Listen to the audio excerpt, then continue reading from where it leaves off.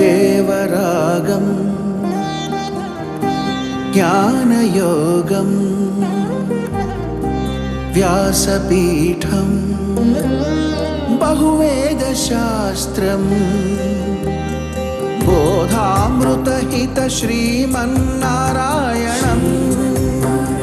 శివగౌరీ సంభాషిత సకల పురాణం అష్టాక్షరి పంచాక్షరి మంత్రావరణం అఖిల దేవతా సంస్తుతి పారాయణం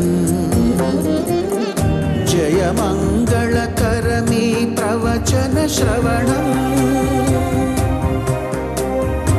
అనుదినము శుభము సుఖము జీవన గమనం దేవరాగం జ్ఞానయోగం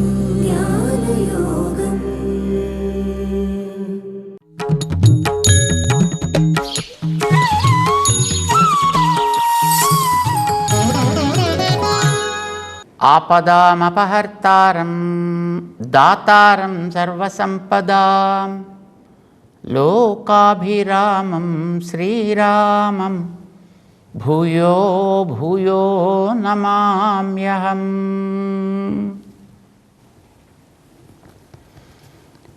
జయ శ్రీమన్నారాయణ.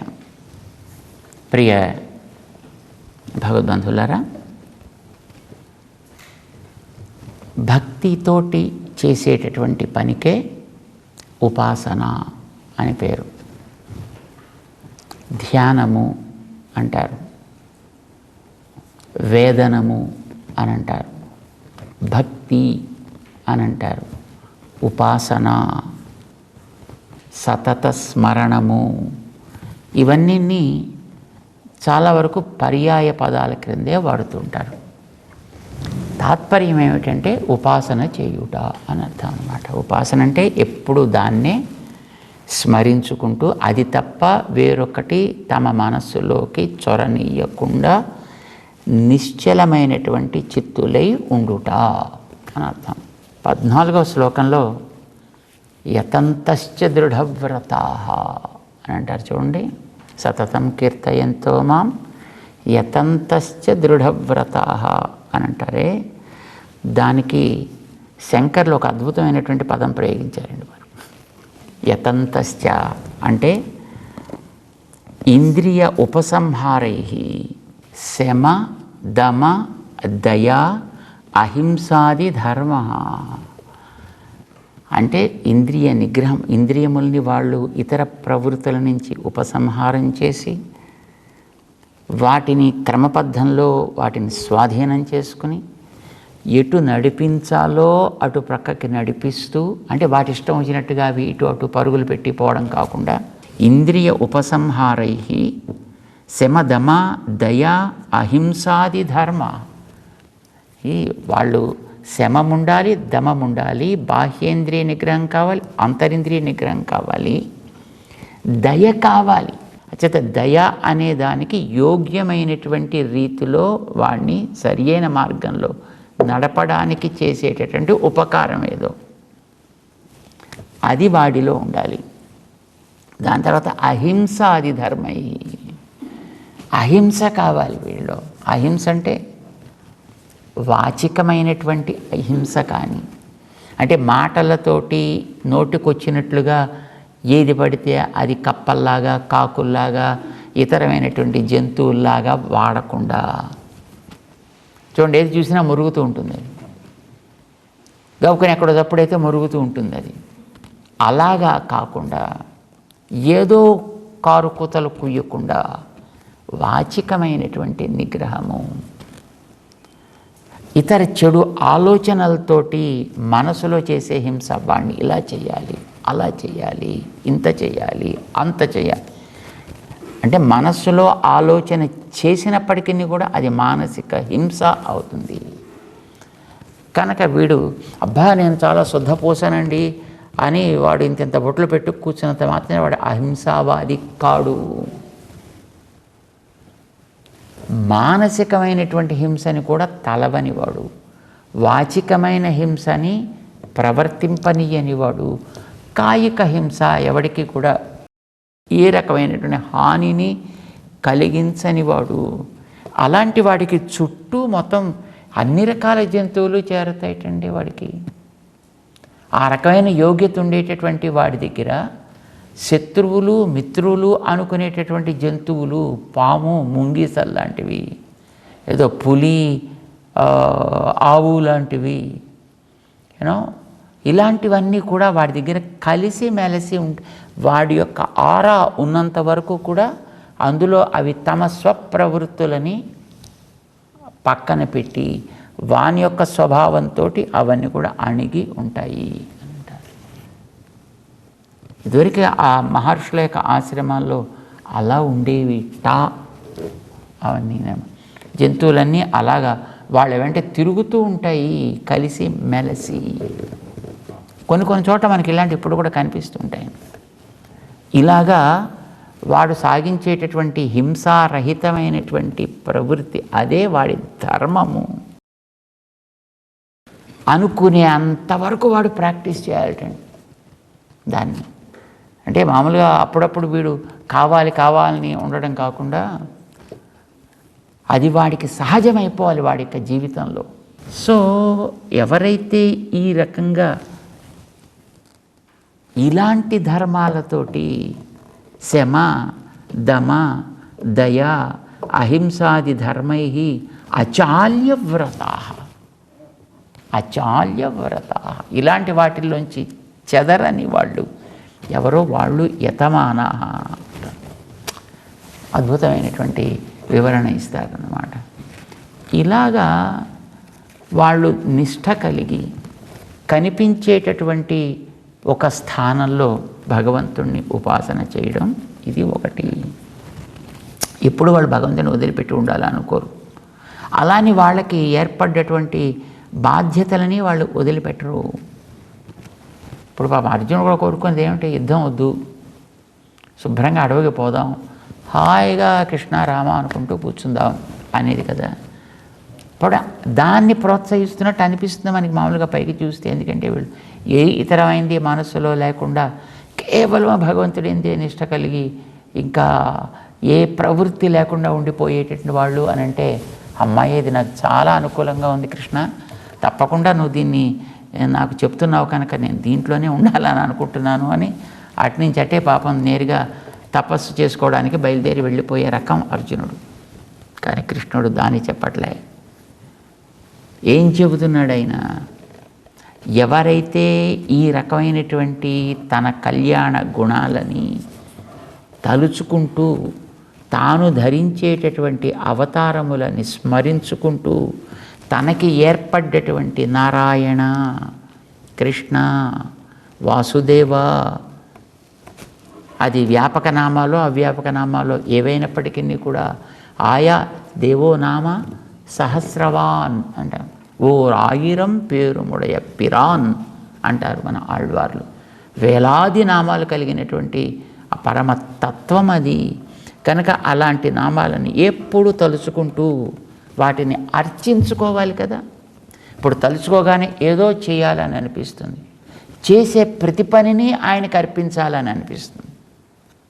తేడా ఉంది. ఏదో ఆయనకి చెయ్యాలి కాదు, చేసే ప్రతిదీ ఆయనది కావాలి. ఏదో ఆయనకి చెయ్యాలి అని అంటే పాప ఆయన ఏదో అర్జెంటు పనిలో ఉంటే వెళ్ళి అక్కడికి ఆయన ఆపి ఆగు అక్కడ అని అక్కడి నుంచి ఏదో ఆయనకి హారతి ఇవ్వడమో, లేకపోతే ఆయనకి పాదాలకు పుష్పాలు వేయడమో, లేకపోతే ఇంకోటి ఏదో చెయ్యడమో చెయ్యాలనిపిస్తుంది. వాళ్ళ పని డిస్టర్బ్ అయినా పర్వాలేదు అని అనిపిస్తుంది. ఏ పని తనకి విహితమైనదో ఆ చేసే ప్రతి పని ఆయన పని కావాలి. అంటే ఏం చేయాలి? మనకి బాహ్యమైనటువంటి దేహానికి సంబంధించినటువంటి ఆయన యొక్క స్వరూప రూప గుణాదులు అనుభవించినప్పుడు మనకి అది మనసులో కూడా ఏర్పడుతుంది. కానీ అవతారాల్లోకి మనం వెళ్ళలేము. చేత అవతారాలు మన దగ్గరికి వస్తాయి. మన దగ్గరికి అవతారాలు ఏ రూపంలో వస్తాయి? అర్చా రూపంలో వస్తాయి.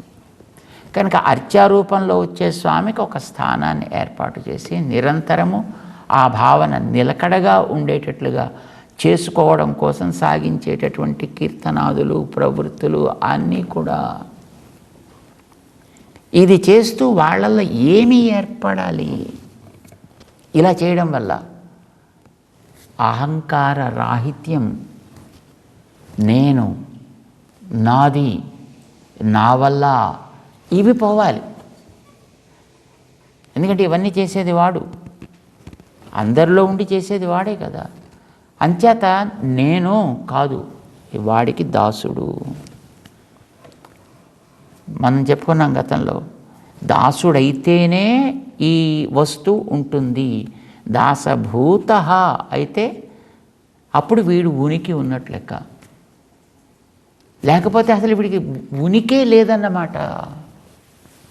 అంచేత స్వరూపాన్ని నిలబెట్టుకోవడం కోసం తనలో నేను కాదు దాసుణ్ణి, అడియేన్ అంటారండి మన వాళ్ళు, అడియేన్ అంతే తప్ప అహం నో, అహం బ్రహ్మాస్మి ఉండదండి. దాసోహం కోసలేంద్రస్య. హనుమంతుడు అంతటి వాడు అక్కడికి వెళ్ళి లంకా నగరంలో వారందరికీ చెప్పాల్సినటువంటి పాఠాలన్నీ చెబుతూ, ఎవడయా నువ్వు అని అడిగితే, దాసోహం కోసలేంద్రస్య రామస్య అక్లిష్టకర్మణః.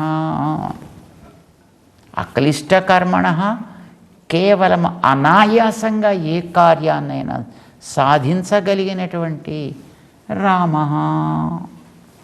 ఆయన రాముణ్ణి అనుకున్నాడు. ఆయన పరాశర మహర్షి కృష్ణుణ్ణి కూడా, కృష్ణ నామం అది, ఒక అవతారానికి సంబంధించినటువంటి నామం. అంటే ఆ అవతారంలో ఉండేటువంటి చేష్టాలు సర్వేశ్వరుడిలో కూడానే ఉంటాయి. అంచేత ఈ నామం ఆయనకు కూడా చెందుతుంది. ఆయనకి నేను దాసోహం. అప్పుడు కోసలేంద్రుడుగా ఉండేటటువంటి రాముడికి దాసుణ్ణి అని అనుకున్నాడు. పరాశర మహర్షి బృందావనం భగవతా కృష్ణేన అక్లిష్టకర్మణ, ఆయన కూడా అక్లిష్టకర్మ, రామస్య అక్లిష్టకర్మణ. ఎంత అద్భుతమైనటువంటి పదాన్ని మహర్షులు వాడతారండి వాళ్ళు. బృందావనం పల్లేరుకాయలేక వనం. అవతారానికి తాను పూర్వమే, అంటే వసుదేవుడికి పుట్టడానికంటే పూర్వమే బృందావనం. ఎక్కడ నేను ఉండొచ్చును, ఎక్కడ నేను పెరగచ్చు, ఎక్కడ నేను తిరగచ్చు, ఇవంతా మొత్తం చక్కగా ప్లాన్ ప్రిపేర్ చేసుకుని వచ్చాడండి ఆయన. అక్లిష్టకర్మణ శుభేన మనసా ధ్యాతం. కేవలం తన యొక్క అద్భుతమైనటువంటి సంకల్ప విశేషం చేత ఒక్కసారి అనుకున్నాడు అంతే. గవాం వృద్ధి భవతు, గవాం వృద్ధిం అభీప్సత. ఇది కలగాలి అని అనుకున్నాడు ఆయన, అది కోరుకున్నాడు, అది అయింది అక్కడ. చేత ఆయన అక్లిష్ట కర్ముడు, ఆయన ఏ శ్రమ ఉండని వాడైన.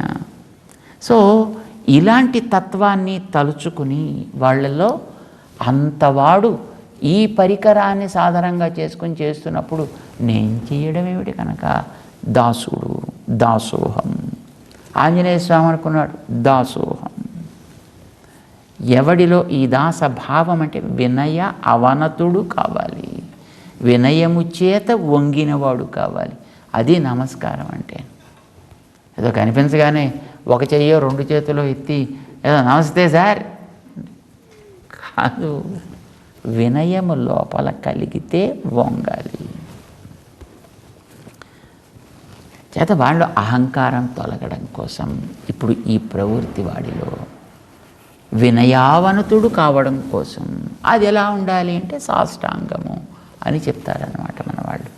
ఇలాగా ఆయనలో ఒక వినమ్రత ఏర్పడి నేను చేస్తున్నాను, నా వల్ల జరుగుతోంది ఇదంతా అనేటటువంటి ఒక సంగము తొలగి, దీనివల్ల కలిగే క్రెడిట్, దీనివల్ల కలిగే ప్రశంస, దీనివల్ల కలిగే లాభం అంతా నాకే, అంత మొత్తం నాకే అనే ఫల అభిసంధి ఇవి వాడిలో తొలగాలి. వాడు నిజమైన ఉపాసకుడు అవుతాడనమాట. వాడు చేసి అంటే ఇప్పుడు ఇందులో ఏ పని వాడు మాటల్లా, వాడి వ్యాపారం ఏదో వాడు చేస్తున్నాడు, వాడి కృత్యాలేవో వాడు చేస్తున్నాడు. రాజ్యాన్ని పరిపాలించేవాడితే రాజ్యాన్ని వాడు పరిపాలిస్తూనే ఉంటాడు. అది కూడా భగవంతుడిది, నేను ఆ భగవద్దాసుణ్ణి, ఇదంతా భగవంతుడి యొక్క సొత్తు, ఈ భావంతోనే చేస్తాడు.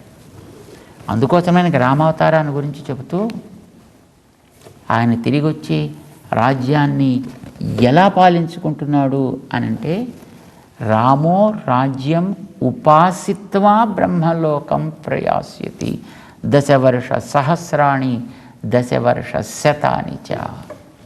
10,000 10,100 అంటే 11,000 సంవత్సరాల కాలం ఆయన పరిపాలన చేసి అని చెప్పలా, రామో రాజ్యం ఉపాసిత్వ, ఉపాసన చేశాడు. ఉపాసన చేయడం అంటే కూర్చుని ఇలా ఉండిపోతే మరి రాజ్య పరిపాలన ఎలా సాగుతుందండి? అంటే ఉపాసన అంటే అలా కూర్చుని ఉండిపోవడం కాదు. ఎక్కడ ఉన్నా ఏమి చేస్తున్నా ఆ లోపల భగవద్భావన నిండి ఉండుటే. అంటే ఆయన కాళ్ళ వెళ్ళపడి ఆయన ఇబ్బంది పెట్టడం కాదయ్యా, నీ బాధ్యతను నువ్వు నెరవేరుస్తూ లోపల ఎంతవరకు ఆయన నిలబెట్టుకుంటావు, దానికి నువ్వు ఎంతవరకు దృఢవ్రతుడవు కాగలుగుతావు. నిత్యయుక్త, అప్పుడు నువ్వు నిత్యయుక్తుడివి, అప్పుడు నువ్వు చేసేటటువంటి కార్యం ఉపాసన. ఇది భగవంతుడు చెప్పాడు మనకి 14వ శ్లోకంలో. ఇది బాహ్య మామూలుగా మనం చేసేటటువంటి అర్చామూర్తి దగ్గర మనకి అవతారాలను చూసే అవకాశం లేదు కనుక ఈ కలియుగంలో అర్చామూర్తి దగ్గరే మనం చేస్తాం. అర్చామూర్తిని కేంద్రంగా చేసుకుని సాగించే ఒక ప్రక్రియ. కానీ తర్వాత 15వ శ్లోకంలో ఇంకొక అడుగు ముందుకు వేసి, జ్ఞానయజ్ఞేన చాప్యన్యే యజంతో మాం ఉపాసతే ఏకత్వేన పృథక్త్వేన బహుధా విశ్వతో ముఖం. జ్ఞానయజ్ఞంతో మరికొందరు వాళ్ళు యజనము చేస్తూ ఉంటారు, యజనము ద్వారా నన్ను ఉపాసన చేస్తూ ఉంటారు. యజనం అంటే సంతోష పెట్టడం అని అర్థమండి. యజనము అంటే కేవలం కూర్చొని కుండను తయారు చేసి అందులో నిప్పులు చేసుకొని దాంట్లో వేసేయడం మాత్రమే కాదు. మనం 4వ అధ్యాయంలో చెప్పుకున్నాం యజ్ఞములు ఎన్ని రకాలుగా ఉంటాయి అనే దాని గురించి చెబుతూ, కుండంలో చేసేది ఒక రకమైనటువంటి యజ్ఞము, కానీ జీవితం అంతము కూడా చేసేటటువంటి నిత్యము సాగేటటువంటి నిత్యయుక్తుడు చేసేటటువంటి యజ్ఞం అది. ఎలా ఉంటుంది ఆ యజ్ఞం? యజంతో మాముపాసతే అన్యే, మరికొంతమంది అలా ఉపాసన చేస్తుంటారు. జ్ఞానయజ్ఞం అది. ఎలా చేస్తుంటారు? ఏకత్వేన, ఒకటిగా చూస్తారు. ఎలా ఉన్నతనని? బహుధా విశ్వతో ముఖం పృథక్త్వేన. పృథక్త్వేన ఇది ఇంపార్టెంట్ అండి. ఆయన అనేక రూపాలు ధారణ చేసి ఉన్నాడు. ఆయన దేవ, మనుష్య, తిరియక్, స్థావర, ఇదంతా చాతుర్వర్ణ్యం అని అంటాం కదా. మొత్తం ఈ ప్రపంచం అంత చాతుర్వర్ణ్యం. ఇది పృథక్త్వముగా ఆయన మనకి కనిపించేటటువంటి స్వరూపం. ఇన్ని రూపాలని ఆయన తయారు చేసి జీవుడి ద్వారా వాటిల్లో ప్రవేశించి ఉంటున్నాడు. అనేన జీవేన ఆత్మన అనుప్రవిశ్య నామా రూపే వ్యాకరవాణి. ఉపనిషత్తులో ఆయన తీసుకున్నటువంటి సంకల్పం అది. బహుభవన సంకల్పము అని అంటారు. ఇది పృథక్త్వ సంకల్పం. ఇది చేత దేవత అని ఏ తత్వాలకైతే పేరుంటుందో వాటిల్లోనూ ఆయా జీవుల ద్వారా తానుంటాడు. వాళ్ళ కర్మ అనుభవం కోసం ఇచ్చిన శరీరాలు. మనుష్య అనే పేరు కలిగిన వాటిల్లో కూడా, ఆకారాల్లో కూడా దానికి యోగ్యమైన జీవులలో అంతర్యామిగా ఉండి తానే నడిపిస్తాడు. అలాగే తిరియక్కుల్లో, స్థావరాల్లో కూడా ఇది పృథక్త్వేన. ఈ పృథక్త్వముతోటి ఉండేటటువంటిది ఎక్కడుంది? విశ్వతోముఖం, సర్వత్ర వ్యాపించి ఉంది. ఇది ఎలా ఉంది? బహుధా, అనేక శరీరాలు ధరించి ఉంది. ధా, ఆ తాల్ ప్రత్యయం ఒకటి ఉందండి అక్కడ. ఇది ప్రకార వాచి అని అంటారన్నమాట. ప్రకారం అంటే ఆకృతి విశేషం. ఇప్పుడు నా చేతులు ఉన్నాయనుకోండి, ఈ చేతులు అనేవి నాతో విడకుండా ఉంటాయి. అపృథక్ సిద్ధములు అని అంటారు. ఇలాగ ఈ జీవులతో అపృథక్ సిద్ధముగా ఉండేటటువంటి తాను ఏకత్వేన ఉపాస్యతే. ఇదంతా కూడా ఏకత్వం ఉన్నది దీంట్లో. ఎందుకని? వీటన్నిటిలోనూ ఉండేటటువంటి తత్వం ఒక్కటి. ఆ ఏకత్వము ఇన్ని రూపములని ధరించి మనకు కనిపిస్తోంది. దీన్ని వాళ్ళు, ఇది సర్వత్రా వ్యాపించినటువంటి రూపానికి సాగించేటటువంటి ఉపాసన. గతంలో చెప్పింది మన 14లోనూ 13లోనూ చెప్పింది. ఆయనని దర్శిస్తూ చేసేటటువంటి ఉపాసన నేరుగా అంటే ఒక విగ్రహ రూపంలో కావచ్చు, లేదా అవతార కాలంలో అయితే అవతారాన్ని చూసి కావచ్చు, అక్కడక్కడ ఉండేటటువంటి వాళ్ళు కావచ్చు ఆయా రూపాలకి. కానీ ఇప్పుడు చెప్పేది ఇది జ్ఞానయజ్ఞము. జ్ఞానయజ్ఞం అంటే మొత్తం అంతటా సర్వవ్యాపిగా ఉండే నారాయణ అని మనం అనుకున్నామే, వాసుదేవ అని మనం అనుకున్నామే. ఈ నారాయణ, వాసుదేవ, విష్ణు మొదలైనటువంటి శబ్దముల ద్వారా తెలిసేటటువంటి సర్వవ్యాపిగా ఉంటూ, విశ్వతోముఖుడై ఉంటూ, అంటే విశ్వంలో ఏది చూసినా ఆయన ముఖమే. ఆయన ముఖం అంటే ఆయన లోపల ఉండడం చేత జీవుణ్ణి తనకి పైన ఒక కవర్, ఆ జీవుడికి పైన కనిపించేటటువంటి ఇది ఒక కవర్. ఈ లోపల ఉండి తాను నడిపిస్తాడు. ఇది ఉపనిషత్తులు చెప్తున్నాయి, వేదాలు చెప్తున్నాయి. దాన్ని ఇలా కూడా చూసి ఉపాసన చేసేవాళ్ళు ఉంటారయ్యా. వీళ్ళు చేసేటటువంటి ఆ యాగానికి పేరు జ్ఞానయజ్ఞము అని పేరు. ఇలాగా కొంతమంది ఉపాసన చేస్తూ ఉంటారు. అంటే నానాభావం కలిగినటువంటి తనని, పృథగ్భావం కలిగినటువంటి తనని, తత్వం ఒక్కటే అనే విశ్వాసంతో. తత్వం ఒక్కటే అంటే మళ్ళీ ఇంకా జీవులు లేదు, ప్రకృతి లేదు, ఇవన్నీ కళలు, ఇవన్నీ మాయ, ఇవన్నీ మిథ్యాభూతాలు, ఇవన్నీ కల్పించినవి కాదు. ఆ ఉన్న వాటిని తన దేహంగా చేసుకొని లోపల ఉన్న తత్వం ఒక్కటి. ఇది మనం జ్ఞాపకం పెట్టుకోవాలి.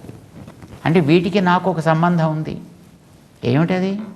వదలకుండా ఉండుట, వదిలితే అవి ఉండకుండుట. చెయ్యి తీసి పక్కన పెట్టి కాసేపు అలాగే నువ్వు ఉండవా, తర్వాత చూద్దాం లేని పని అంటే తర్వాతకి అది కాస్త ఎందుకు పనికి రాకుండా పోవును.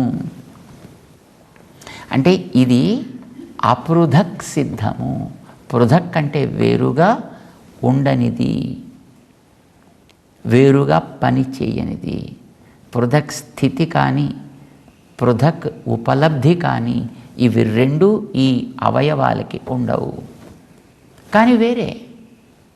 నేను చెయ్యి కాదు, చెయ్యి నాది. నేను నోరు కాదు, నోరు నాది. తల నేను కాదు, తల నాది. నాది నేను రెండు ఎప్పుడు వేరే అవుతాయి. ఈ విశ్వమంతా నాది అనుకుంటాడు ఆయన. అందులో మనమందరం కూడా ఈ అవయవాలు లాంటి వాళ్ళం. కనుక ఈ అవయవాలకి మనకి సంబంధం ఏమిటంటే అపృథక్ సిద్ధ సంబంధం. ఇవి వదిలితే మనం ఉండం, మనని వదిలితే ఇవి ఉండవు, కనిపించవు కూడా. రెండు, ఒకటి కనిపించడం, కనిపించకపోయినా ఎక్కడో లోపల బీరువాలోనో లేకపోతే లాకర్లోనో లేకపోతే రిఫ్రిజిరేటర్లోనో పెట్టినా ఉండొచ్చు. అంటే పృథక్ ఉపలబ్ధి ఉండొచ్చు, పృథక్ స్థితి ఉండదు, ఉపలబ్ధి ఉండదు. కలిసి ఉంటాయి కానీ విడదీయడానికి పనికి రావు. దీని అపృథక్ సిద్ధ సంబంధము అంటాం. కొంతమంది కొంచెం లూజ్ టర్మ్స్లో అవినాభావ సంబంధము అని అంటుంటారు. అనొచ్చు. ఏదో సమవాయ సంబంధము అని అంటుంటారు. అనొచ్చు, దాంట్లో కొన్ని లోపాలు ఉంటాయి అలా అండంలో.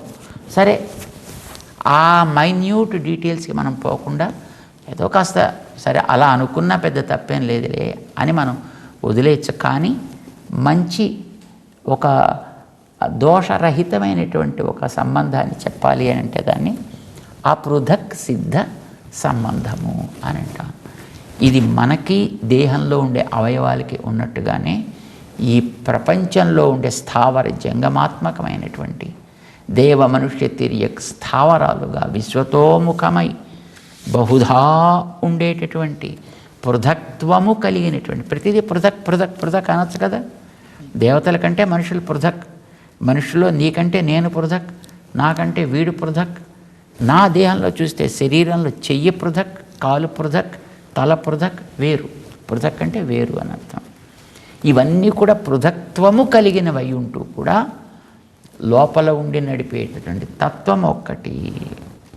అంచేత పృథక్త్వేన విశ్వతోముఖం బహుధా విశ్వతోముఖం ఉండేటటువంటి ఈ ప్రపంచాన్ని ఏకత్వేన ఉపాసతే, అది ఒకటే తత్వము లోపల ఉన్నది అని గుర్తించి వాళ్ళు ఉపాసన చేస్తారు. జ్ఞానయజ్ఞంతో, సంతోషముతోటి, ప్రేమతోటి. ఇది సర్వవ్యాపి అయినటువంటి తత్వానికి సాగించే ఉపాసనయ. ఇది కూడా ఉపాసన, ప్రేమతో చేసేటటువంటి సేవ అంటూ దీన్ని ముందుకు తీసుకువెడుతున్నాడు స్వామి. తెలుసుకునే ప్రయత్నం చేద్దాం. జై శ్రీమన్నారాయణ.